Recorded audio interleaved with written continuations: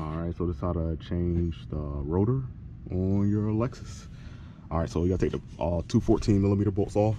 With this one, the top one came out easily, but that last one is not really rotating off. So what I'm actually gonna do is, you don't really supposed to strain it, so I'm not gonna let it go. But really what I'm gonna just do is I'm gonna pull these brakes out, put this right back in here, and then pull everything up together as one, and then take the other 17 bolts off at the bottom and sit this all together as one piece, either on the knuckle or back there on that control arm. One on something, so either sit on the knuckle like that, just sit it in there, so basically you're not twisting up that brake line.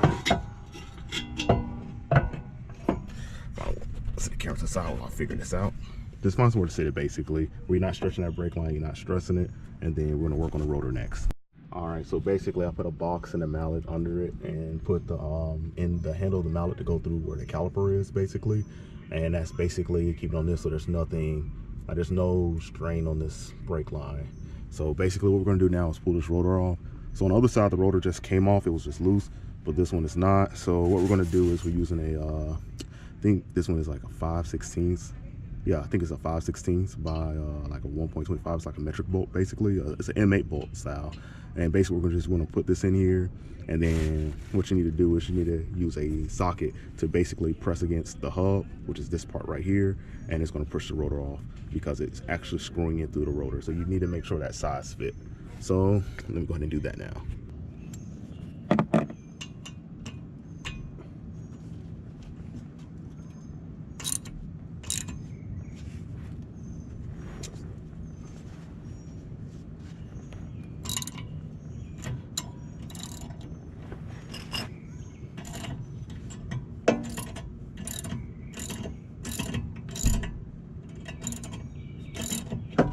And there we go. We twist it off like that, and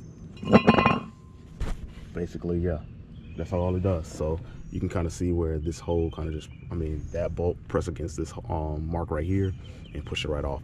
So next, all I gotta do is put the next rotor on, which is this one. Let's go and open that up. Looks a lot cleaner than this one. And we're just gonna slide it on.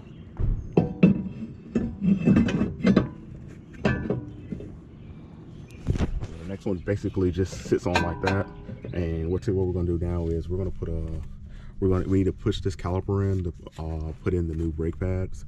So what I'm gonna do is I'm gonna kind of sit this to the side like that, just enough so I can just set a brake pad in there like that, and then we're gonna use a caliper tool and put the GoPro between my knees. And we're kind of just gonna sit that in there like here, like so. Spin it down a little bit. Basically what this does is as you spin this part comes this way, pushing that part in, which is basically going to be the brake pad pushing in the caliper. So we're going to make it closer. So just slide in there just like that, and we're just going to turn it. And just so y'all can see it up close, put my leg under here or my foot under there to balance that so it's not straining that brake line. And as you can see, when I turn it, it's going to actually push it in.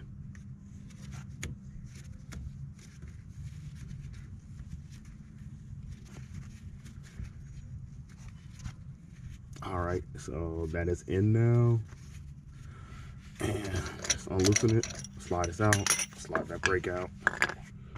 Put your new brake pads in. Because of the way this is holding, what I'm going to do is I'm going to put down the camera and I'll put these brake pads in, and then put everything back on, close in, tighten down where the brake oil reservoir is, and then start the car, pump the brakes, and everything should be good.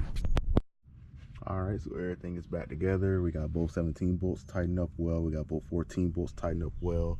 And yeah, the hood. And what we're gonna do is we need to close this back. And that is where the pressure comes out for the brake. I don't know whose car is going off. And we'll start the car. So I'm taking the gloves off. So you first get in, like your brakes are gonna feel mushy. You can pump them with the car off, but to build back that up.